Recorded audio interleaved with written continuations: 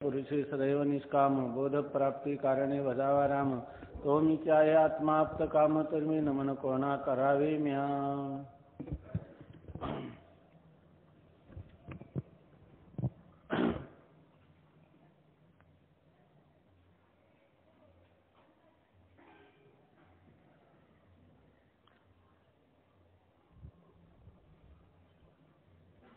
उपलक्षणाचे लक्षण.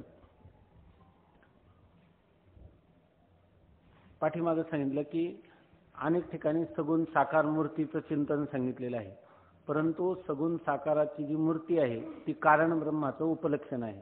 तेव्हा कारण ब्रह्माचं उपलक्षण, पण उपलक्षण कशाला म्हणतात ही उपलक्षणाची परिभाषा आपल्या लक्षात यावी म्हणून त्यासाठी उपलक्षण म्हणजे काय हे स्वतंत्र एका परिच्छेदामध्ये सांगतात. उपलक्षणाचं पुन्हा लक्षण करतात. जे ज्याच्या एका देशाच्या ठिकाणी असून क्वचित काली असते आणि व्यावर्तक असते ते उपलक्षण. म्हणजे एका पदार्थाच्या एका देशाच्या ठिकाणी असतं आणि ते क्वचित काली असतं, म्हणजे नित्यच असतं असं नाही. त्या संपूर्ण पदार्थाच्या एका देशामध्ये राहतं आणि क्वचित कालात राहतं, म्हणजे कधी असतं कधी नसतं. आणि इतरांपासून त्याची व्यावृत्ती करतं, म्हणजे इतरांचं व्यावर्तक म्हणजे इतरांपासून त्याला वेगळं करून दाखवतं, त्याला उपलक्षण म्हणतात. म्हणजे आता उपलक्षणाची व्याख्या जर करायची झाली तर उपलक्षण हे त्या पदार्थाच्या एका देशात राहतं, काही काळ राहतं, नित्य राहतच असं नाही आणि इतरांपासून वेगळं करून देतं. कसं त्याचं उदाहरण देतात. आता उदाहरण, काकवान देवदत्ताचे गृह आहे या वाक्यात देवदत्ताच्या ग्रहाचे काक हे उपलक्षण आहे. आता असं म्हणतात काकवत देवदत्तस्य गृहम, काकवान देवदत्ताचे घर आहे. काकवान म्हणजे कावळ्याने युक्त असं त्या देवदत्ताचं घर आहे. म्हणजे ज्या घरावर कावळा बसला त्या कावळ्याने युक्त असं जे घर ते कोणाचं आहे, देवदत्ताचं, असं उदाहरण देतात. आता बघा, या वाक्यात देवदत्ताच्या ग्रहाचे काक हे उपलक्षण आहे. तर त्या ठिकाणी देवदत्ताच्या घराचं काक हे काय झालं, उपलक्षण. कसं झालं उपलक्षण का म्हणायचं, देवदत्ताच्या संपूर्ण घरावर बसलाय का कावळा एका देशात, तो कायम राहतो का नाही, आणि इतरांच्या घरापासून देवदत्ताच्या घराला त्यांनी वेगळं करून दाखवलं की नाही, म्हणून काक हे काय आहे, देवदत्ताच्या घराचं उपलक्षण आहे. कारण की गृहाच्या एका भागावर केव्हा तरी कावळा असतो, सर्वदा नसतो, आणि दुसऱ्या ग्रहावरून देवदत्ताच्या गृहाचा व्यावर्तक असतो. व्यावर्तक म्हणजे वेगळा करून दाखवणारा असतो, म्हणून काक हे उपलक्षण आहे. काक हे देवदत्ताच्या घराचं उपलक्षण आहे. म्हणजे फक्त देवदत्ताच्या घराचं ज्ञान करून देणं एवढंच त्याचं कार्य आहे, दुसरं काही नाही. फक्त जो एका देशात राहतो, काही काल असतो, सर्वदा नसतो, आणि पुन्हा इतरांचा व्यावर्तक असतो. इतर घरापासून देवदत्ताच्या घराला त्यांनी व्यावृत्त केलं, म्हणजे वेगळं करून दाखवलं, ऐक नाही. काकवान देवदत्ताचे घर, या ठिकाणी काक हा काय झाला, उपलक्षण झाला. म्हणून काक हे उपलक्षण आहे. त्याप्रमाणे जगत कारण ब्रह्माच्या एक देशामध्ये मूर्ती असते.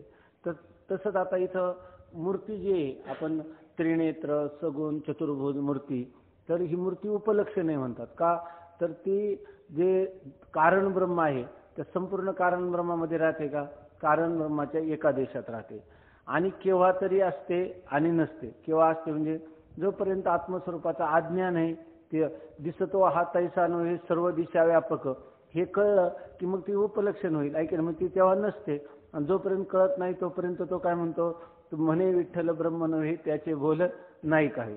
तो म्हणतो की विठ्ठल म्हणजे ब्रह्म म्हणजे कोण आहे, हा चतुर्भुजी मूर्ती तितकाच परमात्मा आहे. हा कोणता काल आहे, अज्ञानाचा काल. आणि हाच परमात्मा जो विठ्ठल जळी स्थळी भरला, रीता ठाव नाही मुरला, त्यावेळेला ते आहे का मूर्ती. ती मूर्ती काय, त्या कारण ब्रह्माच्या एका देशात राहते, कधी असते कधी नसते, सर्वदा राहत नाही, आणि इतर पदार्थांपासून त्याला कारण ब्रह्माला कार्यब्रह्मापासून काय करते, वेगळं करून दाखवते.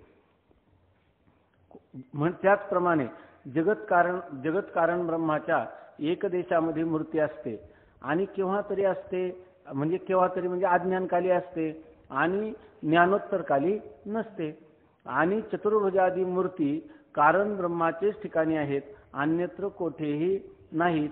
परंतु ह्या चतुर्भुजादी मूर्ती कुठे फक्त कारण ब्रह्माच्या एका देशातच राहतात, इतर ठिकाणी राहत नाही. म्हणजे त्या काय त्या मूर्ती ज्या आहेत त्या कारण ब्रह्माचंच ज्ञान करून देतात, कार्य ब्रह्माचं नाही. म्हणजे त्या कारण ब्रह्माच्याच ठिकाणी राहतात, इतरांच्या ठिकाणी राहत नाही. म्हणून इतरांपासून त्याची काय करतात, व्यावृत्ती करून देतात. अन्यत्र कुठेही नाहीत म्हणून व्यावर्तक आहेत. याकरिता सर्व मूर्ती कारण ब्रह्माचे उपलक्षण आहे. मग कोणती मूर्ती असो, भगवान शंकर, देवी, गणपती या सर्व कारण ब्रह्माचं उपलक्षण आहे. ते कारण ब्रह्माच्या एका देशामध्ये राहतात आणि इतरांपासून कारण ब्रह्माला वेगळं करून दाखवतात. आणि क्वचित काल असतात किंवा काही काल असतात. म्हणून या कारण ब्रह्मा कोणती मूर्ती घेतली ना तुम्ही, भस्मवटी, रुंडमाळा, हाती त्रिशूळ, नेत्री ज्वाळा, ती कारण ब्रह्माचं काय आहे, उपलक्षणच आहे. समचरण दृष्टी विठेवरी साजिरी, तेथे माझी हरिवृत्ती राहो, ती सुद्धा काही कारण ब्रह्माचं उपलक्षण आहे. कारण ती इतरांपासून त्याला व्यावृत्त करते. उपलक्षणाचे हे फल आहे की विशेष्य वस्तूच्या स्वरूपाचे ज्ञान होतं. आता उपलक्षणाचं काय फल आहे, उपलक्षण कळल्याने काय होतं, तर आपल्याला विशेष्य जी वस्तू आहे त्या वस्तूच्या स्वरूपाचं ज्ञान होतं. जसं काकवान देवदत्ताचे घर आहे असं आपण जेव्हा ऐकलं तेव्हा काय झालं, आपल्याला विशेष्य कोण आहे, देवदत्ताचं घर. तर त्या उपलक्षणाने काय केलं, विशेष्याचं ज्ञान करून दिलं. मग उपलक्षणाचं फल काय, विशेष्याचं ज्ञान करून देणं. विशेष्य कोण आहे, तर देवदत्ताचं घर. त्या घराचं इतर घरांपासून वेगळेपणाने ज्ञान करून देणं हे ह्या त्या उपलक्षणाचं फल आहे. जसे काकापासून देवदत्ताच्या ग्रहाच्या ज्ञानाशिवाय दुसरे फल नाही. आता काक म्हणजे त्या कावळा, त्या कावळ्यापासून काय झालं, इतर घरापासून देवदत्ताचं घर वेगळं आहे असं त्या देवदत्ताच्या घराचं ज्ञान करून देणं, एवढंच त्या काकाचं काय आहे, त्या उपलक्षणाचं फल आहे. तसेच चतुर्भुजादी आकारापासून निराकार कारण ब्रह्माचे ज्ञान उपासनेनिमित्त मूर्ती प्रतिपादनाचे फल आहे, दुसरे काही नाही. तसे ज्या चतुर्भुज मूर्ती आहेत त्या चतुर्भुज मूर्तीपासून काय फल आहे, चतुर्भुजादी आकारापासून निराकार कारण ब्रह्माचे ज्ञान. चतुर्भुज मूर्ती आपल्याला दिसते आणि ती चतुर्भुज मूर्ती कशाचं उपलक्षण आहे, निराकार असणारं कारण ब्रह्म. आणि ते निराकार असणाऱ्या कारण ब्रह्माची काय करायची, आपल्याला उपासना. मग ती उपासना करण्यासाठी उपासना निमित्त मूर्ती त्याच्या मूर्ती प्रतिपादनाचं फल काय, उपासना निमित्त. त्यामुळं आपल्याला उपासना करता येते. तुकाराम महाराजांचा एक अभंग आहे,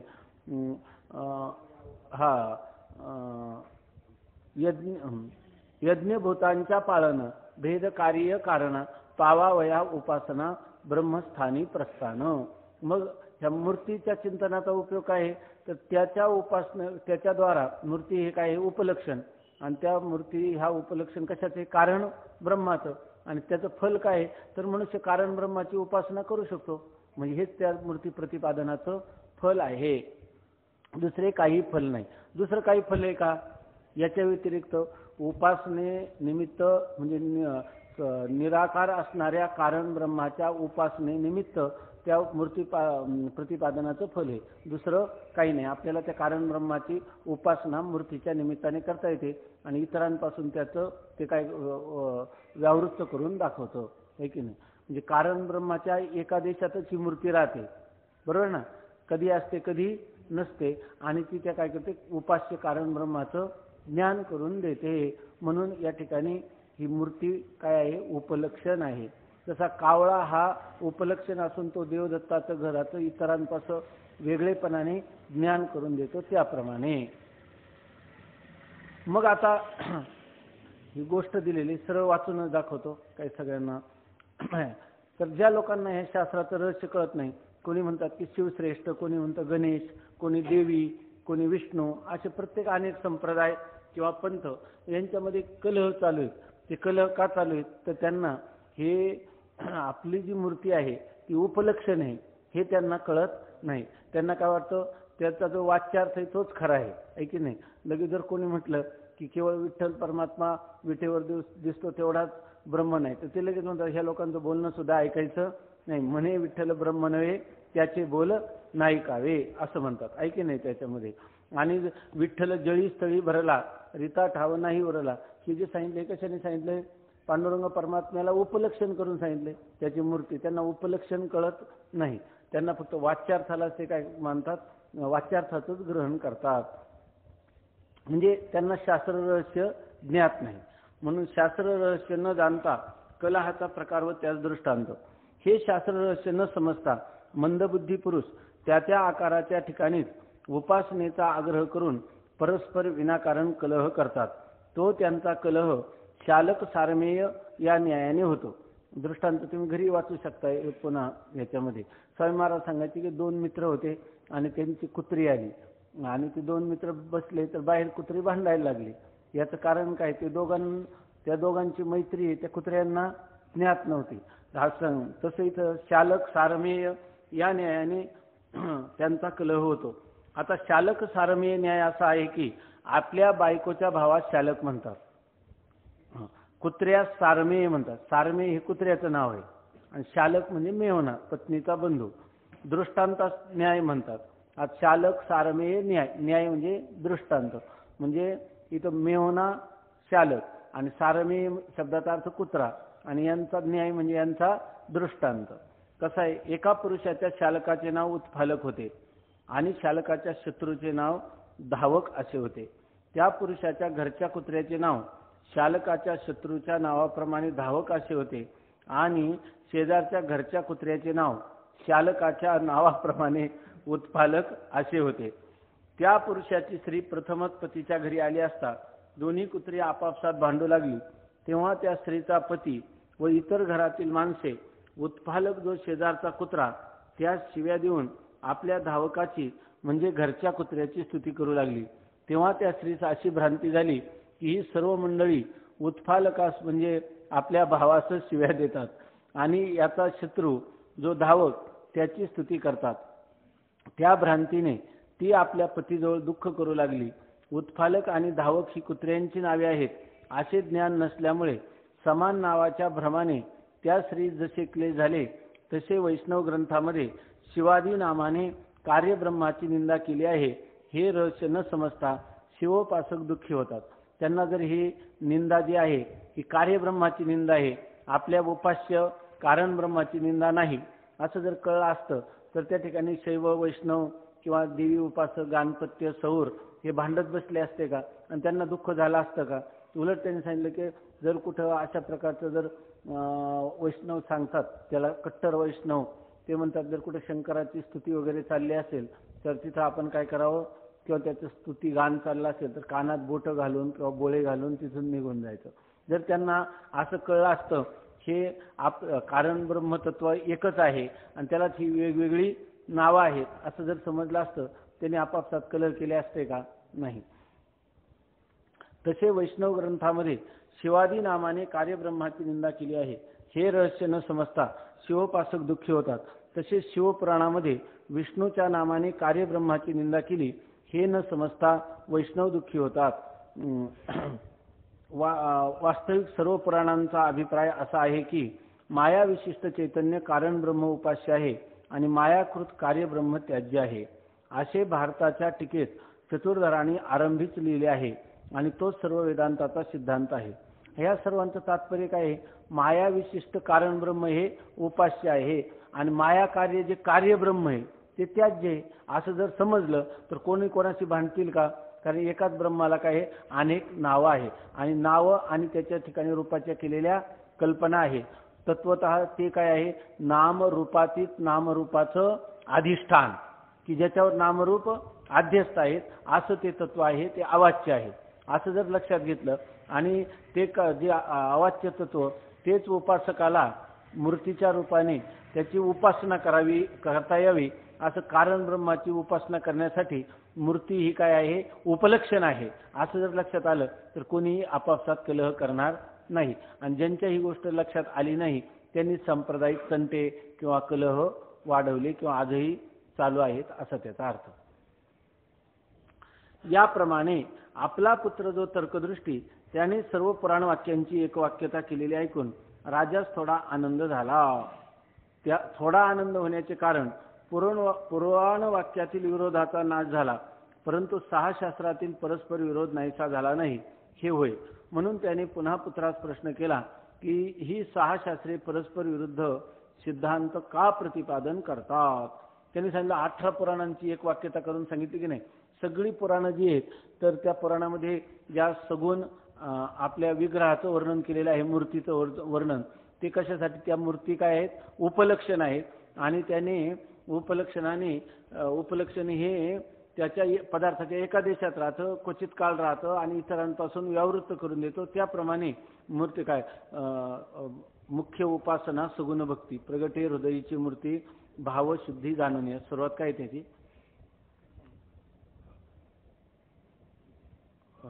मुख्य उपासना सगुण भक्ती. सोपंच आहे, नाटात आहे ना.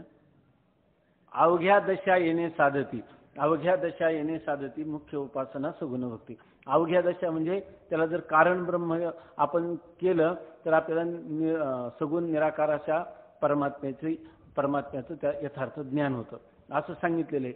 परंतु हे त्यांना कळलं नाही. असो, या ठिकाणी पुराण वाक्याची एक वाक्यता सांगितली.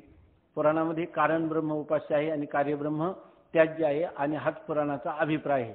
हा राजाचा ऐकलं, राजाला खूप आनंद व्हायला पाहिजे, परंतु राजाला आनंद झाला तो थोडा आनंद झाला. याचा अर्थ फार आनंद का झाला नाही म्हणतात तर त्याला फक्त 18 पुराणांची एक वाक्यता कळली. तुकाराम महाराजांचा अभंग आहे ना, 18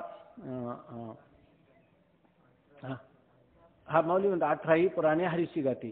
आणि दुसरं एक 18 पुराणी सिद्धांत तुका म्हणे हाची येत, विठोबाची शरण जावे, निजनिष्ठा नाम गावे. 18 पुराणांचा सिद्धांत एकच आहे की कारण ब्रह्म हे जे आहे ते विठ्ठल, कारण ब्रह्म आहे परमात्मा, त्याला शरण जावं, निजनिष्ठा नाम गावे, असं त्याचं आत्मनिष्ठेने त्याचं नामस्मरण करावं. म्हणजे हे काय आहे, त्याचं कारण ब्रह्माचं उपलक्षण आहे, हे त्याला कळलं. मग त्याला आनंद व्हायला पाहिजे ना. परंतु हा शुभ संतती राजा काही पंडितांच्या सभेमध्ये त्यांनी जो विचार झाला त्याच्यासमोर केवळ पुराणिक होते का, केवळ वैदिक होते का, केवळ स्मार्त होते का, नाही, त्याच्यासमोर सर्वच होते. त्याच्यामध्ये एक षडदर्शनकार होते, त्याच्यामध्ये 6 दर्शन, जे आस्तिक दर्शन ती होती.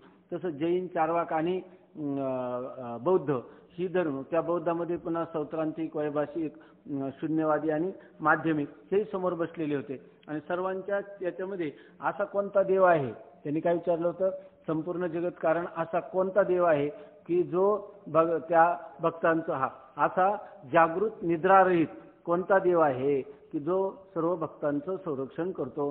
ह्या प्रश्नाच्या उत्तरामध्ये त्यांनी दर्शनकारांचं पण मत ऐकलं होतं. 6 शास्त्रकार त्याच्या समोर बसले होते आणि त्यांनी ईश्वर काय, जगत काय, जीव काय याविषयी प्रतिपादन केलं होतं. त्यामुळे पुराण वाक्याची एक वाक्यता झाली तर 6 शास्त्रांचा विरोध आपण कालच चिंतन केलं. देखा षडदर्शने मणिपती, त्याची भुजांची आकृती म्हणून विसंवादी धरिती आयुधे हाती. परस्परात विसंवाद असणारं, मतभेद असणारे अशी दर्शन होती ना, त्याची एक वाक्यता त्याला कळली नव्हती. त्यामुळे त्याला पूर्ण समाधान झालं नाही. समाधान झालं पण कसं झालं, थोडं झालं, कारण अजून 6 दर्शनांचा मध्ये एक वाक्यता कशी, समन्वय कसा, हे त्याला कळलं नव्हतं. तो सांगतात आता 6 शास्त्रातील विरोधाचा विचार. पुत्राने त्याचे उत्तर सांगितले की सांख्य शास्त्र करता कपिल, पातंजल शास्त्राचा करता पतंजली, न्यायाचा करता गौतम, वैशेषिक शास्त्राचा करता कणाद, पूर्व मीमांसेचा करता जैमिनी व उत्तर मीमांसेचा करता व्यास, हे सर्व शास्त्रकर्ते सर्वज्ञ असून त्यांचे महात्म्यही प्रसिद्ध आहे. आता हे सगळं आपलं झालेलेच आहे अनेक वेळा. हे प्रत्येक दर्शन, त्या दर्शनाचे करते हे सर्व अवतारी कुटीतले महापुरुष आहेत. तेव्हा त्यांनी सांगितलं की त्यांनी जे जे आपलं मत प्रतिपादन केले ते प्रतिपादन करणारी सामान्य माणसं नाही किंवा केवळ बुद्धिवादी नसून त्यांच्या प्रतिभेला शास्त्राचा अर्थ गोचर होतो, अनुभवाला येतो, असेच हे महापुरुष आहे असं सांगितलं. हे सर्व शास्त्रकर्ते सर्वज्ञ असून त्यांचे महात्म्यही प्रसिद्ध आहे.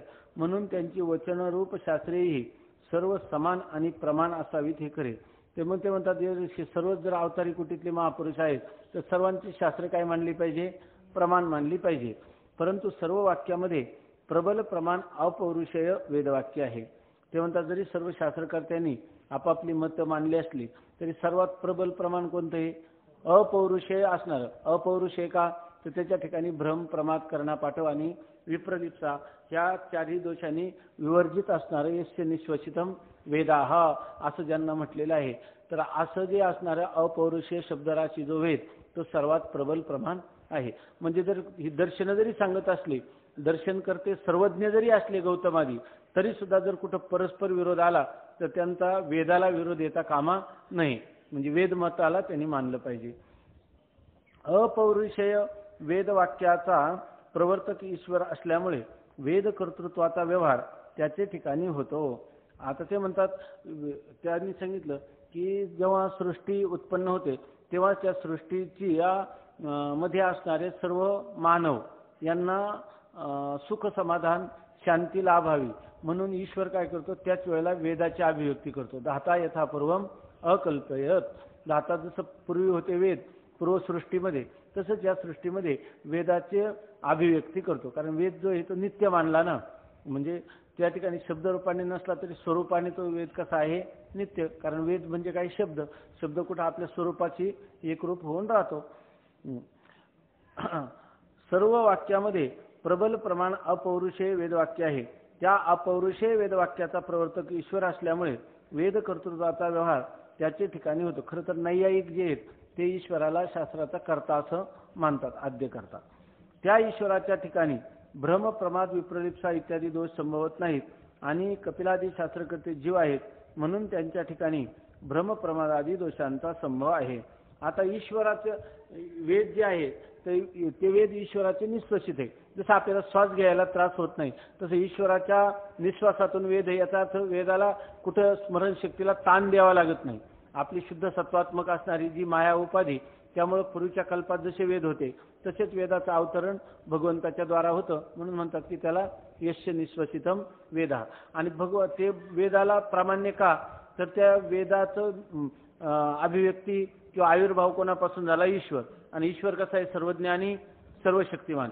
पुन्हा ईश्वर सर्व जीवांच्या ठिकाणी, जीवांच्या विषयी त्याचा काय आहे, दयाभाव आहे, जीवांच्या कल्याणाविषयी. कारण हे जीव, संपूर्ण जीव समूह हा ईश्वराचं काय आहे, संतान आहे किंवा ईश्वराचं निर्माण आहे.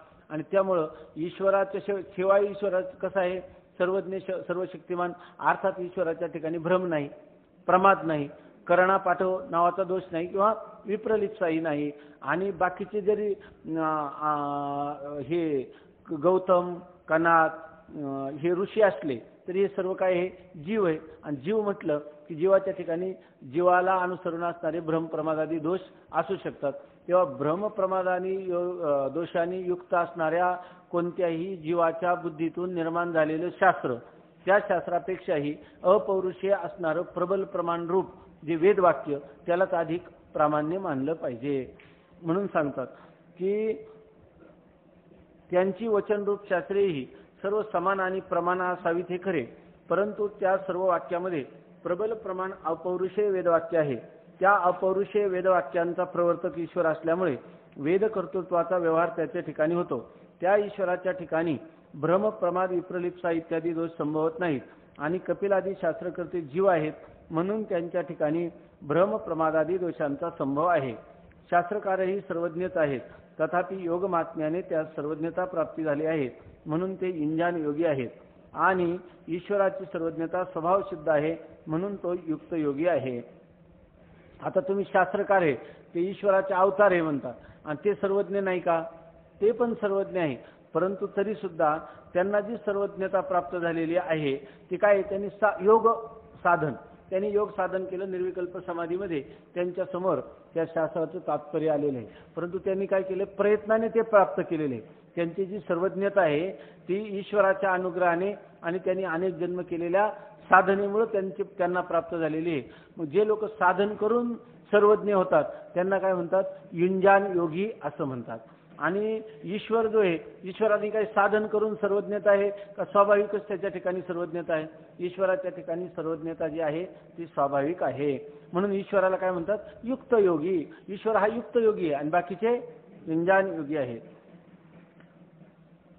ज्यास चिंतनाने पदार्थाचे ज्ञान होते त्यास युंजान योगी म्हणतात आणि ज्यास एकदम सर्व पदार्थ प्रत्यक्ष प्रतीत होतात त्यास युक्त योगी म्हणतात. ज्यांना काही चिंतन म्हणजे श्रवण मनन निधिध्यासन आदी करून नंतर त्यांना ज्ञान होतं त्या पदार्थाचं कोणत्याही, त्यांना काय म्हणतात, युंजान योगी. आणि एखाद्याला काहीही साधन न करता म्हणजे त्या ठिकाणी सहजच स्वाभाविकपणेच त्याला पदार्थांचं ज्ञान होतं. पदार्थांचं ज्ञान करून घेण्यासाठी त्याला कोणतंही साधन न करता तो ज्ञानालाच घेऊन जन्माला आलेला असतो. पदार्थाचं ज्ञान घेऊनच तो जन्माला आलेला असतो, म्हणजे थोडक्यात म्हणायचं झालं तर अवताराला आलेला असतो किंवा विग्रह धारण केलेला असतो, त्याला काय म्हणतात? युक्त योगी. व असा फक्त ईश्वरच आहे. त्यांच्या दृष्टीने युक्त योगी जो आहे तो कोण आहे? फक्त ईश्वरच आहे. म्हणून युक्त योगाचे वेदवचन प्रबल आणि इंजान योगी शास्त्रकार यांचे वचन दुर्बल आहे. म्हणून आता वास्तविक जर पाहिलं तर कोणी युक्त योगी आपलं इंजान योगी जरी असला तरी सुद्धा त्याला ईश्वरानुग्रहानेच प्रयत्नाने ज्ञान झालेलं असतं, तेव्हा त्याचंही वचन प्रमाण आहे आणि वेदाचंही वचन प्रमाण आहे. पण जर कधी वेदवचन म्हणजे आहे युक्त योग्याचं आणि दर्शनशास्त्रातलं जे वचन आहे ते कोणाचं आहे? युंजान योग्याचं. मग दोन्हीमध्ये जर कधी परस्पर विरोध आला तर कोणतं वचन प्रबल प्रमाण आहे? वेदवचन प्रबल प्रमाण आहे. वास्तविक सांख्यशास्त्राचे कर्ते कपिल मुनी हे सर्वज्ञ नाहीत का? ते आहेत. परंतु ज्या वेळेला ते म्हणतात की आत्मे नाना आहेत, बरोबर ना, प्रकृती सत्य आहे, प्रकृती स्वतंत्र आहे, ती जीवाला बंध मोक्ष देते, आणि वेद काय सांगतो? वेद काय सांगतो की ब्रह्मच सत्य आहे आणि प्रकृती मिथ्या आहे, आणि जीव नाना असले तरी काय आहे? ईश्वर हा एकच आहे आणि ईश्वर आहे श्रुतीनं सांगितलेला. हा ईश्वर मानतो का? नाही. जीव एक मानतो का? नाना नाना मानतो. का आत्मे नाना मानतो? आत्मे नाना मानतो. का अंतकरण नाना मानतो? आत्मेही नाना मानतो आणि अंतकरणही नाना मानतो. मग आता परस्पर विरोध आला की नाही? कपिल मुनी हे सुद्धा काय आहेत? 24 अवतारामधले एक अवतारच आहे, आणि या ठिकाणी वेद सुद्धा काय आहे? भगवंताचंच मनोगत आहे किंवा त्याचंच निश्वसित आहे. परंतु अशा वेळेला ज्या वेळेला वेद आणि दर्शन यांच्यामध्ये परस्पर विरोध येतो त्यावेळेला वेदवचन हे अधिक प्रमाण आहे. नैयायिक वचन प्रमाण नाही का? ईश्वर सिद्धी करतं, पण ईश्वर सिद्धी अनुमानाने करतं आणि इकडं कोणी केलेली? शब्द प्रमाणाने केलेली. मग जेव्हा त्याचा परस्पर विरोध आला तर आम्ही काय म्हणतो? आम्ही ईश्वर मानतो, पण का? तर वेदाने सांगितलेला म्हणून. कारण त्या दोघांमध्ये काय परस्पर विरोध आहे. त्याने ईश्वर कशाने मानला? तर्काने मानला. अनुमान प्रमाणाने ईश्वराची सिद्धी केली आणि आम्ही श्रुती प्रमाणाने ईश्वराची सिद्धी केली. आणि ते जे असणारे काय नाव त्यांचं? गौतम, ते सुद्धा आक्षेपात म्हणतात ना, ते सुद्धा हे नाही का? ईश्वराचे अवतार नाहीत का? आहेत. त्यांनी फक्त काय ते कोणते योगी आहेत? इंजान योगी आहे. आणि ईश्वर हा, आणि त्या युक्त योगाचं जे काही प्रतिपादन आहे ते कुठं झालंय? वेदामध्ये. म्हणून युक्त योगाचे वेदवचन प्रबल आणि इंजान योगी शास्त्रकार यांचे वचन दुर्बल आहे. यावरून असा नियम ठरतो की वेदवचनाशी जे शास्त्र अनुकूल असते तेच प्रमाण व वेद विरुद्ध ते अप्रमाण होय. जे वेदवचनाशी अनुकूल आहे तेच शास्त्र प्रमाण, वेदवचनाच्या विरुद्ध असेल ते प्रमाण नाही. उत्तर मीमांसेशिवाय बाकीची 5 शास्त्रे कोणत्या अंशात वेदविरुद्ध आहेत हे शारीरिकात स्पष्ट सांगितले आहे. ब्रह्मसूत्रामध्ये उत्तर मीमांसा दर्शन सोडलं तर बाकीची 5 म्हणजे वैशेषिक, न्याय, सांख्य, योग आणि पूर्वमीमांसा ही कोणत्या अंशात विरुद्ध आहे हे ब्रह्मसूत्रामध्ये सांगितलेले आहे. उत्तर मीमांसा मात्र कोणत्याही अंशाच्या ठिकाणी वेदविरुद्ध नाही. परंतु उत्तर मीमांसा म्हणजे हे जे औपनिषदीय दर्शन आहे ते मात्र कुठेही विरोधी नाही. जर कोणी म्हणेल की जे शास्त्र बऱ्याच अंशात वेदानुसार आहे त्याच्या ठिकाणी विश्वास करावा आणि बहुत स्थानी वेदविरुद्ध असेल ते त्याचे समजावे, परंतु जर काही अंशाच्या ठिकाणी वेदानुसार असलेले शास्त्र उपादेय मानावे असे मानले तर जैन शास्त्रातही सांगितलेली अहिंसा वेदानुसारच आहे, मग त्या शास्त्राचेही ग्राह्य मानले पाहिजे, परंतु ते त्याज्य आहे. जरी सुगत बुद्ध ईश्वर अवतार आहे तरी तो विप्रलिप्सा निमित्त झाला आहे. विप्रलिप्सा म्हणजे दुसऱ्या शकविण्याच्या इच्छेला विप्रलिप्सा म्हणतात. म्हणून जरी सुगत बुद्ध ईश्वर अवतार आहे तरी तो विप्रलिप्सा निमित्त झाला आहे, म्हणून त्याचे वचन सर्वथा अप्रमाण आहे. आता काही लोक काय म्हणतात? ही जी दर्शन आहेत 5 दर्शनं यांचे बरेचसे विचार किंवा यांची विधानं ही जवळजवळ वेदानुसारी आहेत. कुठं कुठं थोडा त्यांचा विरोध आहे.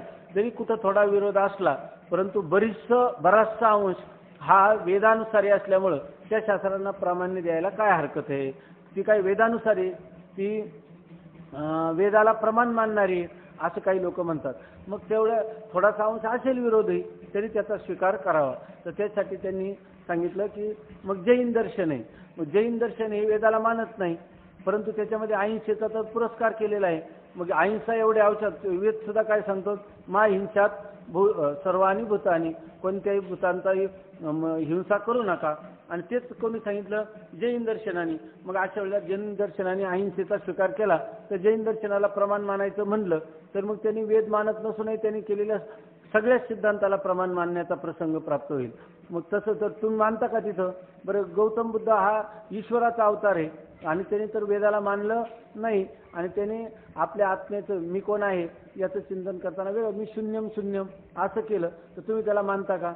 मग त्याच्या ठिकाणी वैराग्य नाही का? तो ईश्वराचा अवतार असून देखील तुम्ही त्याच्या मताचं खंडन करता का? तर त्याच्या ठिकाणी वेद प्रामाण्य नाही. वेद प्रामाण्य नसू द्या, पण तुम्ही काय म्हणता वेद प्रामाण्य नाही त्याच्या ठिकाणी, बाकीच्या ठिकाणी वेद प्रामाण्य आहे पाच दर्शनाच्या ठिकाणी, पण बराचसा अंश वेदानुसारी आहे ना. तसा याचा बराचसा अंश नास्तिक दर्शनांचा सुद्धा काय आहे, वेदांच्या अनुकूल असं अहिंसादी वैराग्यादी कायचं प्रतिपादन करणार आहे. मग त्याचं सगळंच तुम्ही स्वीकार करायला काय हरकत आहे? परंतु ह्या पाच दर्शनकार किती अगदी जोराने याच्यावर धावून जातात या नास्तिक दर्शनांवर, आहे की नाही? कारण हे म्हणतात नास्तिक दर्शन आहे, त्यासाठी एक अर्धजर्तीय न्याय सांगितला. जसा एखादा मनुष्य आहे तो अर्धा म्हातारा आणि अर्धा तरुण असं म्हणता येईल का? नाही. त्याप्रमाणे ह्या पाच दर्शनात स्वीकार करायचं, त्यांचं काय आहे, काही बरं आहे आणि काही विरुद्ध आहे असं म्हणता येणार नाही. केलं तर काय आहे, पूर्णच त्यांचा स्वीकार केला पाहिजे किंवा त्यांची मतं खंडनीयच मानली पाहिजे. जर 12 फुटाचा खड्डा असेल तर पलीकडे उडी मारताना किती त्याची उडी गेली पाहिजे, 11 फूट 11 इंच, आहे की नाही? 3 फुटाचा उडी असणारा माणूस जसा खड्ड्यात पडेल तसा 11 फूट 11 इंचाचा सुद्धा खड्ड्यातच पडेल. म्हणून नास्तिक दर्शन असो किंवा पाच आस्तिक दर्शन असो किंवा त्या दर्शनाचे कर्ते हे ईश्वराचे अवतार असो, पण वेदाच्या विरोधी असेल ते मत आम्हाला मान्य नाही. मग कोणतं मत? आणि ते अर्धवट मतही आम्ही स्वीकारित करत नाही. वेदांताचं मत हे परिपूर्ण मत असल्यामुळं केवळ उत्तर मीमांसा दर्शन हेच अंगीकार करण्यास योग्य आहे असं सांगतं. हा सगळा ते विचार कोणाकडून होत राहिला आहे? तर्कदृष्टी आपल्या वडिलांच्या बरोबर ते चिंतन करतो आणि आपल्या वडिलांचा भ्रम घालवण्यासाठी अत्यंत तत्परतेने त्यांचं समाधान करीत आहे.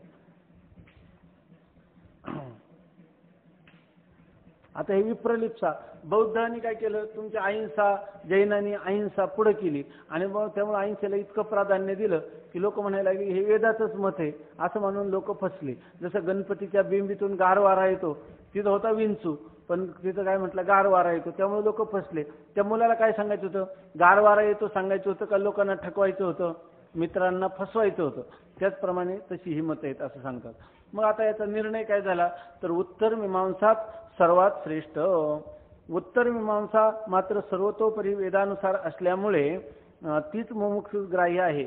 उत्तर मीमांसा व्यासकृत सूत्ररूप असून तिचे व्याख्यान बहुत आचार्यांनी बहुत प्रकाराने केलेले असल्यामुळे कोणते व्याख्यान प्रमाण मानावे हा संशय पुन्हा राहतोच.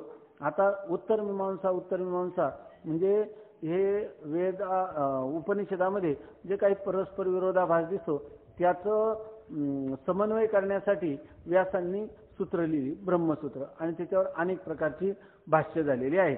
तेव्हा त्याचं कोणतं प्रमाण मानावं नेमकं अशीच शंका येते. याचे समाधान असे की त्या सर्व व्याख्यानात शंकराचार्याचे व्याख्यानच वेदानुसार आहे, अन्य व्याख्याने वेदानुसार नाहीत, हे 5व्या तरंगात आरंभीच सांगितले आहे. आता तुम्ही वेदांत चिंतन करायला बसले तर वेदांत कशाच्या द्वारा करायचं? ब्रह्मसूत्राच्या द्वारा. पण ब्रह्मसूत्रावर काही एक व्याख्या नाही. मध्वाचार्यांची व्याख्या आहे, वल्लभाचार्यांची, रामानुजाचार्यांची, निंबार्काचार्यांची, जवळजवळ 8 प्रसिद्ध भाष्य आहेत आणि त्या प्रत्येकाचे संप्रदाय भिन्न आहेत. निंबार्काचार्यांचं पुन्हा त्याच्यावर व्याख्यान आहे. कोणी विशिष्टाद्वैतानुसारी पूर्ण चिंतन केलं रामानुजाचार्यांनी, वल्लभाचार्यांनी अणुभाष्य म्हणून लिहिलं आणि त्याच्यामध्ये अव्याकृत परिणामवाद असं चिंतन केलं. मध्वाचार्यांनी द्वैतात्मक चिंतन केलं आणि शंकराचार्यांनी केवळ अद्वैत सिद्धांताची प्रस्थापना केली. अशा प्रकारे आता आम्हाला ब्रह्मसूत्राचं चिंतन करायचं म्हणलं तर एवढी भाष्य समोर आहे, त्याच्यातलं कोणाचं करावं असं जर कोणाला वाटेल तर ही सगळी मतं जी आहेत वेदाच्या विरोधी आहेत. वेदाला संमत असणारं, वेदाच्या मनोगताप्रमाणे मत, हे केवळ त्या ब्रह्मसूत्रावर जे शंकराचार्यांनी भगवत पूज्यपाद आचार्यांनी केलेलं भाष्य हे अत्यंत प्रामाणिक आहे. मुमुक्षुनी त्याचं चिंतन करावं हे सांगतात. त्या सर्व व्याख्यानात शंकराचार्यांचे व्याख्यानच वेदानुसार आहे, अन्य व्याख्याने वेदानुसारी नाहीत, हे 5व्या तरंगात आरंभी सांगितले आहे. म्हणून उत्तर मीमांसेशिवाय 5ही शास्त्रे अप्रमाण आहेत. अहो याच तरंगात मागे तर्कदृष्टीने सर्व शास्त्रे मोक्षोपयोगी आहेत असे सांगितले. आता 5ही शास्त्रे अप्रमाण आहेत अशी तोच तर्कदृष्टी आपल्या पित्यात सांगतो, हे कसे? आता याच्यावर शंका येते. मागे त्यांनी सांगितलं की सर्व शास्त्रांचं मनोगत काय आहे की अद्वैत ब्रह्मज्ञानाच्या द्वारा जीवाला जीवनमुक्ती प्राप्त व्हावी असं मागे सांगितलं. आणि आता काय सांगतो? फक्त शंकराचार्य सोडून बाकी सर्वांचीच मतं काय आहेत? प्रमाण. माग समन्वय केला आणि आता त्याचं पुन्हा काय करतात? खंडन करतात. अशी जर कोणाला शंका येईल तर त्याचं उत्तर सांगतात. हे कसे? याचे उत्तर असे की सारग्राही दृष्टीने सर्व शास्त्रे मोक्षोपयोगी आहेत असे सांगितले. तिथं कोणती दृष्टी होती? सारग्राही. त्या प्रत्येक दर्शनातला जेवढा भाग उपयोगाचा असेल तेवढाच घ्यायचा आणि मग त्याला सांगायचं की ते त्याज्य नाही, याचा अर्थ ती सिद्धांताची दर्शन आहेत हे सांगायचं नव्हतं. स्वामी महाराज सांगायचे चारवाक सुद्धा आम्हाला अत्यंत जवळचा आहे. कारण का? चारवाक काय म्हणतो की मी कोण आहे याचा विचार करताना मी देह आहे असं म्हणतो. देहानाम आत्मा असं तो म्हणतो. तर याचाच अर्थ काय? देहाला मी म्हणतो ना तो, तर मीचा विचार करायला तर सुरुवात केली की नाही त्याने, मी कोण आहे म्हणून तो आम्हाला काय अत्यंत गुरुस्थानी का मीचा विचार करा. ज्ञानेश्वर महाराज म्हणतात ना, मी कोण आहेसा करावा विचार म्हणे ज्ञानेश्वर निवृत्तीचा. जे माऊलींचं मनोगत आहे त्याच्यावर पहिला पाऊल तर टाकला की नाही. त्याला भले मी आत्म्याला आत्मा म्हटला नाही पण देहाला तरी आत्मा म्हटला ना. शोध सुरू झाला ना तिथपर्यंत. मग देहाला आत्मा म्हणायचं तर स्थूल देहाला म्हणायचं का सूक्ष्म देहाला म्हणायचं की कारण देहाला म्हणायचं, अशा प्रकारचा विचार तर सुरू झाला की नाही की त्याच्या पलीकडचं काही तत्व आहे. दुसरी गोष्ट स्वामी महाराज सांगायचे सगळं जग जे आहे ना तर ते जग ममतेमुळे दुःखाला प्राप्त झाले. अहंता आणि ममता इथे दुःखास्पदे द्वे. मला तिकडे उपदेशशास्त्रीमध्ये अहंता आणि ममता ही दोन सर्वात दुःखाला कारण गोष्टी आहेत. आणि हा चारवाक दर्शन जो आहे ना त्याने अहम मी कोण आहे विचार करताना काय केलं? मी म्हणजे देह आहे असा विचार केला. आणि आपल्या संबंधी जे आहेत त्यांच्या संबंधाने त्याचा काय विचार आहे? तो म्हणतो देह म्हणजे आत्मा, आत्म्याच्या सुखासाठी सगळं जग आहे आणि सगळा उपयोग तसा करायचा, दुसरं काही नाही. ममता फार धारण करायची नाही. कारण तो म्हणतो यावत जीवन सुखम जीवेत ऋणम कृत्वा घृतम पिबेत भस्मीभूतस्य देहस्य पुनरागमनम कुत. हा त्याचा सिद्धांत आहे. म्हणजे विचार करायचा फक्त स्वतःचा विचार करायचा, कोणाचा नाही. त्यासाठी ते उदाहरण द्यायचे स्वामी महाराज की जर घोडा मेला तर मालक रडतो आहे की नाही, पण मालक मेला तर घोडा रडत नाही आहे की नाही. कारण ते म्हणायचे त्या घोड्यानी सुद्धा काय माणसाला घोड्यापेक्षा जास्त ममता आहे की नाही. आपल्याला तसं होत नाही. आपल्याला जर घोडा मेला तरी रडू येतं. इतकंच नाही तर घोडा तरी चेतन आहे. स्वामी महाराज म्हणते का भिंतीला जर खिळा ठोकला आपल्या घराच्या कोणी तरी सुद्धा माणसाला छातीत खिळा ठोकल्यासारखं वाटतं. म्हणजे इतकी ममता आहे. म्हणजे चार वाकांनी सांगितलं काही करायचं नाही. आपल्या देहाचं सुख ते सर्वात मोठं सुख. देह संबंधापासून आपल्यासाठी उपयोग करायचा, आपण त्यांच्यासाठी नाही. काही असो ममता तर कमी केली का नाही. अहंता भ्रांती बरोबर ममता भ्रांती जी आहे तर ते ममता दूर करण्याचा त्यांनी एक प्रकाराने असं प्रत्येक दर्शनातून आपलं सारभूत काढावं. त्याच्यामध्ये हिंसक मनुष्याला फार दुःख होतं आणि जो अहिंसावादी मनुष्य आहे ना त्याला सात्विक शांती लागते. एवढ्या अंशात अहिंसावादी जैन दर्शन हे अत्यंत जवळ आहे, ज्याच्यामध्ये शून्यम शून्यम म्हणून हे तो आत्म्याला शून्य म्हणला पण जगतालाही शून्यच म्हटला ना, जगत कारणालाही शून्यच म्हटला ना. मग कारण आणि कार्य याच्याविषयी वैराग्य निर्माण होण्याला उपयोगी आहे की नाही. असं त्याच्या सारग्राही दृष्टीनं समन्वय जो सांगितला तो कशाने सांगितला? सारग्राही दृष्टीने. एवढंच सांगतात.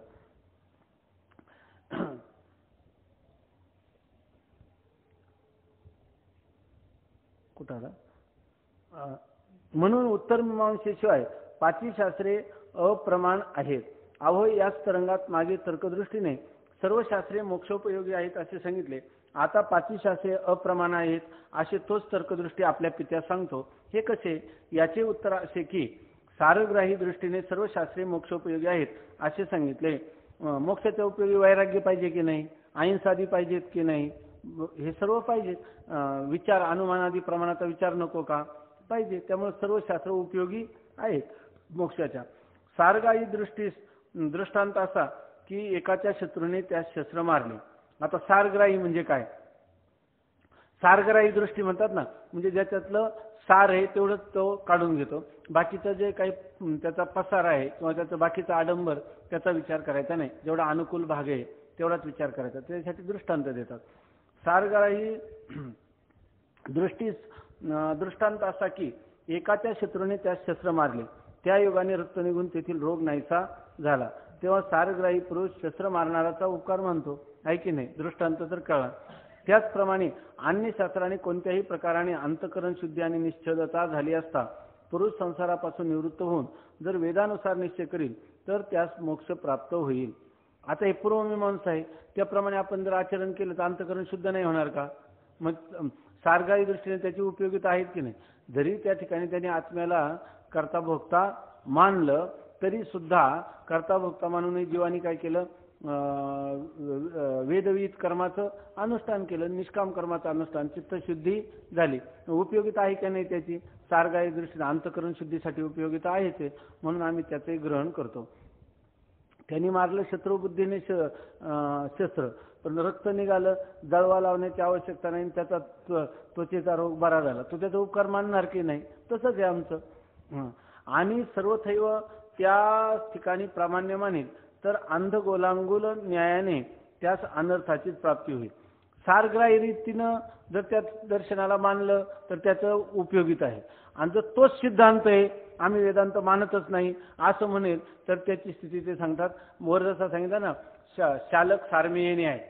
दुसरा न्याय कोणता सांगितला आता?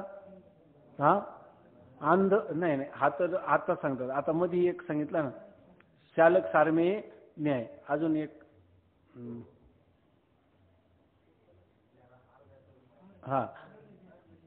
अर्धजरतीय न्याय. आता मध्ये सांगितला अर्धजरतीय न्याय. नंतर तसाच या ठिकाणी आता सांगतात की कोणता न्याय? अंध गोलांगुल न्याय सांगतात. अंध गोलांगुल न्याय म्हणजे काय? जर एखादा म्हणेल की नाही हा पूर्वमीमांसा फक्त आम्ही काय म्हणतो चित्तशुद्धी इतकं आहे, न्याय जो आहे तर आपली बुद्धीची सूक्ष्मता वाढवण्यासाठी एवढा जर ग्रहण केला तर ही दर्शन उपकारक आहे. पण नाही, न्याय दर्शन म्हणजे सिद्धांत दर्शन आहे, त्याच्या पलीकडचा सिद्धांत कोणताच नाही असं जर म्हटलं तर त्या पुरुषाला मात्र त्याची हानी होईल. आणि ती कशी होईल? तर ते अंध गोलांगुल न्यायाने होईल असं सांगतात.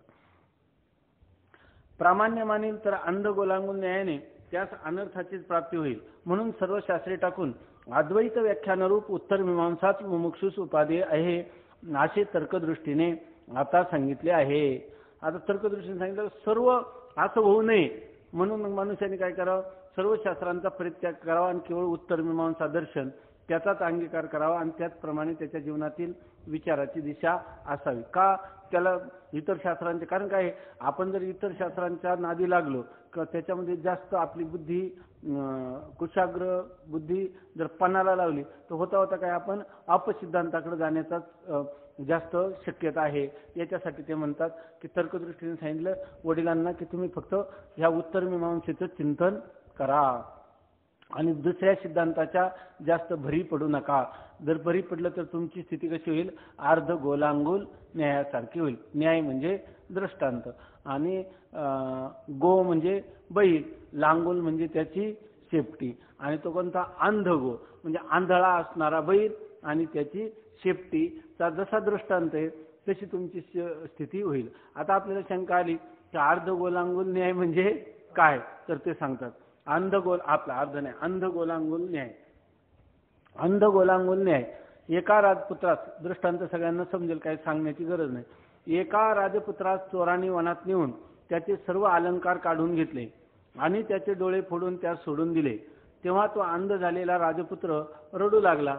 मग त्यास कोणी एक निर्दयी पुरुष भेटून त्याने एका उन्मत्त बैलाचे लांगुल म्हणजे पुच्छ त्याच्या हातात देऊन सांगितले की हे पुच्छ बळकट धर, सोडू नको, म्हणजे तू आपल्या घरी जाशील. त्या वचनावर विश्वास ठेवल्यामुळे तो बालक दुःख भोगून नष्ट झाला. आता तो उन्मत्त आंधळा झालेला डोळे फोडलेला बैल आणि त्या एक तर रस्ता चुकलेला, नाही झाले ह्या बैलाचं शेपूट पकड, आहे की नाही? त्या आंधळ्याला काय सांगितलं? तू त्या बैलाचं शेपूट पकड आणि बैल जिकडं नेईल तिकडं जा, तू योग्य दिशेने जातील. आता तो बैल उधळल्यानंतर आणि आंधळा हा आणि त्याचं शेपूट धरलेलं, याची काय स्थिती होईल? हा नष्टच होऊन जाईल. तसंच हे म्हणतात. त्याप्रमाणे स्त्री धन पुत्रादी ही चोर मंडळी पुरुषाचे विवेक नेत्र फोडून त्या संसार वनात सोडतात. तेथे भेदवादी निर्दय वंचक अन्य शास्त्र सिद्धांतात आग्रह करून असे सांगतात की आमचा उपदेशच तुला परम सुख प्राप्त करून देईल. आज येणार आहे एक जण, हा उपदेश तू सोडू नये. त्या वाक्याच्या ठिकाणी विश्वास करणाऱ्या विवेकहीन मंद पुरुषास परम सौख्य तर प्राप्त होत नाहीत, उलट जन्ममरण रूप महादुःखाचा अनुभवच करावा लागतो. म्हणून भेद प्रतिपादक अन्य शास्त्रे सर्वथैव त्याज्य आहेत.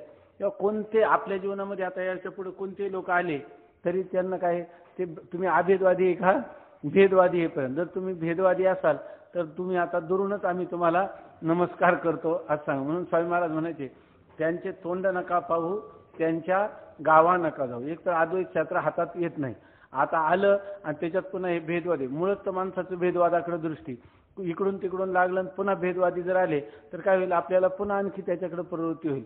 म्हणून सर्वात महत्त्वाचं कोणी काही म्हणू, त्यांचे तोंड नका पाहू, त्यांच्या गावा नका जाऊ असं महाराज म्हणायचे.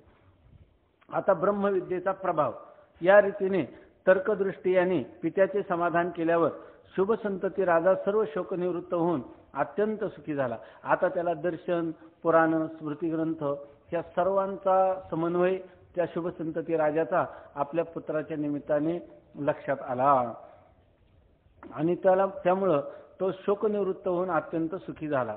नंतर स्वस्थ चित्ताने तर्कदृष्टीस आपला गुरु समजून ऐश्वर्यासह वर्तमान सर्व राज्य त्यास अर्पण केले आणि आनंदाने कारण ब्रह्माची उपासना करू लागला. आता किती भाग्य आहे त्याचं की त्याला अशा प्रकारचा पुत्र स्वतः करुणाघन होऊन पुन्हा त्याच्याकडे आला आणि आपल्या वडिलांचाही त्याने उद्धार केला. परंतु वडील म्हणतात, आपल्याला माहिती आहे त्यांचं वैराग्य कसं होतं, मंद वैराग्य होतं.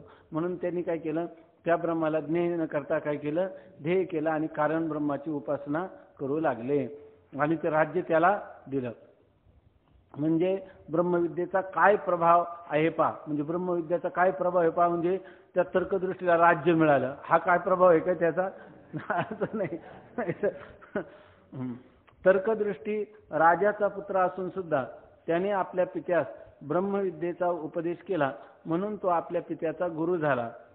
त्या प्रकारे राजाने काही काल उपासना केली, नंतर प्रारब्ध समाप्त होतात त्याचा देहपात होऊन तो ब्रह्मरूप झाला. राजाच्या मरणाचा देशकाल सांगितला नाही, याचे कारण की असे की उपासकाच्या मरणाविषयी देशकालाची अपेक्षाच नाही. कारण आता वास्तविक आपण काल काय म्हणलं, तत्वज्ञानी पुरुषाला देशकालाची अपेक्षा नाही, देशकालाची अपेक्षा कोणाला आहे, उपासकाला. आणि मग यांनी कोणती केली, कारण ब्रह्माची उपासना केली आणि कारण ब्रह्माची उपासना करूनही त्याच्या मरणाचा देशकाल मात्र सांगितला नाही. त्याचं कारण सांगतात, याचे कारण असे की उपासकाच्या मरणाविषयी देशकालाची अपेक्षाच नाही.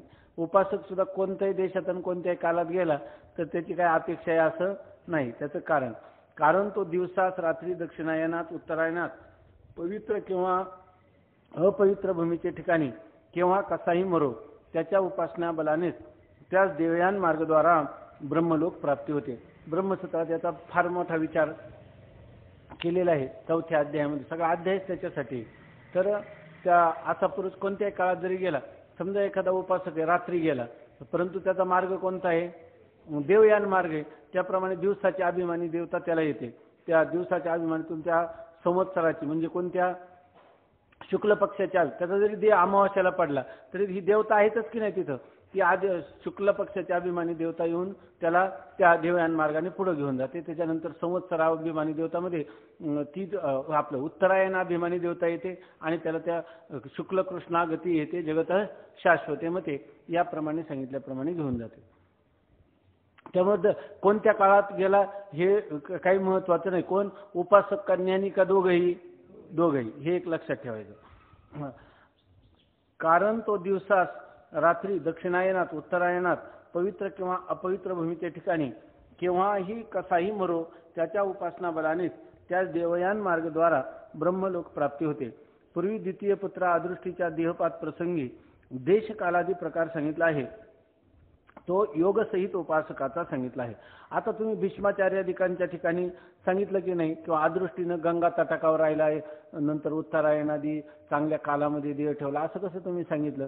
तर तो जो केवळ उपासक जो आहे त्याला देशकालाचं म्हण, केवळ त्यांनी सर्व काय अवघा माझा पंढरीनाथ, म्हणजे देशकाळ हे सगळं स्वार्थ, सर्व माझा परमात्माच आहे अशी उपासना करताना अष्टांग योग वगैरे त्यांनी कधी केला नाही. काय त्याला म्हणतो आपण, अष्टांग योगे नशी निजे यम नियम निरोध न जे रया, वाचा गीत गायजे वाचा गीत गायजे गाता वाता श्रवणे ऐकी जे राय. केवळ भगवंताचं चिंतन करणं हेच ज्यांनी साधन आहे, योग साधन ज्यांनी अवलंबलं नाही त्याला देशकाळाची आवश्यकता नाही.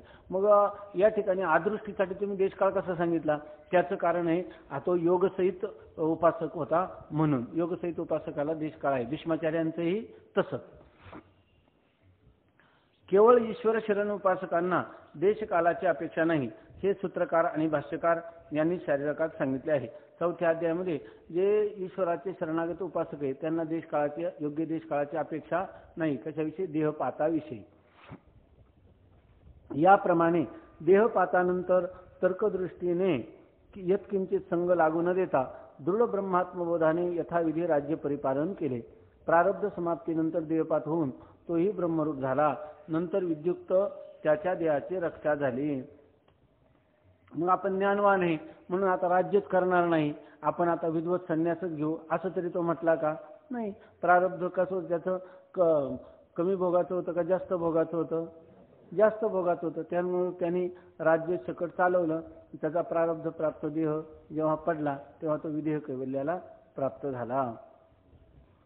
आता जीवाचा ईश्वराशी म्हणजे ब्रह्माचे अभेद. आता जीव आणि ब्रह्म किंवा ईश्वर म्हणजे ब्रह्म याच्याशी अभेद कसा हे सांगतात. याच्यात अनेक मतं दिलीत, फक्त ही मतं ब्रह्मसूत्रामध्ये आलेली आहे म्हणून दिली. मी एवढा पॅरेग्राफ सरळ वाचून दाखवतो, नाहीतर याचा विचार भरपूर विस्ताराने आलेला आहे ब्रह्मसूत्रामध्ये. जरी कुटस्थ त्यात पूर्व पक्ष आणि उत्तर पक्ष केले, काय करायचं? बंद करायचं. पाठ आहे का? हा हा हा ठीक आहे ठीक आहे. पुंडलिक वरदा हरी विठ्ठल श्री ज्ञानदेव तुकाराम ज्ञानेश्वर महाराज की जय. आज समाप्ती करायची होती बरं. हा आपण यांचं जेवण व्हायला गेलं ना, जेवण